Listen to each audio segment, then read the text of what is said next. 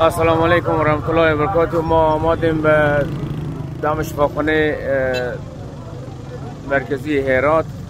اینجا جمع برادرها هم جمع شدن. این لینی است که این جوانای استاد هستن به لین که خون میدن.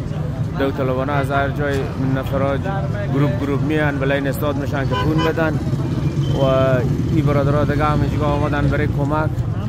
اینجا هم داخل شفاخانه است که هر کس میایه به اندازه توان خود کمک که داره برای از این مسلمان ها میرسانه. بیشتر هم یک دو خاور آب آمد به اینجی و این موتورها هم مریضا رو انتقال میدن میارن. البته بیشتر تا هنوز نبردن دیگه. یک اندازه بیر و بارک هست اینجا به خاطر از اینکه هر کس سرگردان است و هر کس پریشان است. امیدوار هستم که الله متعال آسان بگردانه به سر از مسلمان ها دیگه. باز انشاءالله تعالی برای شما هم خبرهای دیگه خواهیم گفت.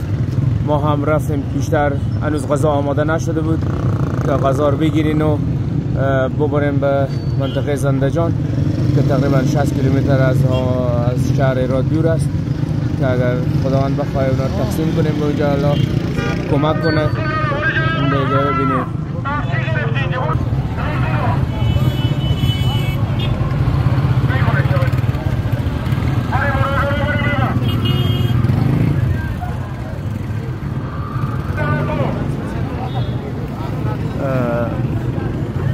دوری که هست کردم. اینجی برادران بلین استاده هستن که ادای خون میکنن برای مریضا، برای زخمی ها.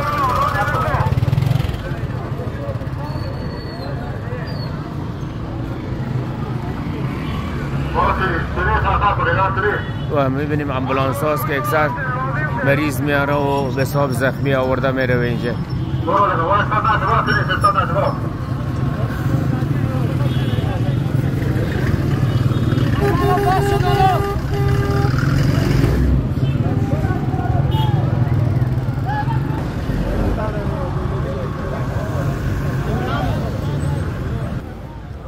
عرض شد خدمت شما که انشاءالله تعالی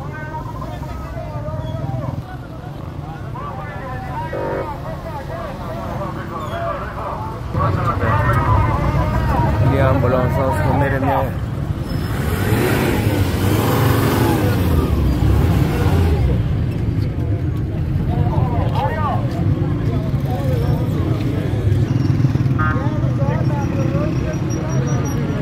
تمام امبولانس ها در راه هسته چون از منطقه زندجان تا اینجا گفتم 60 کیلومتر است.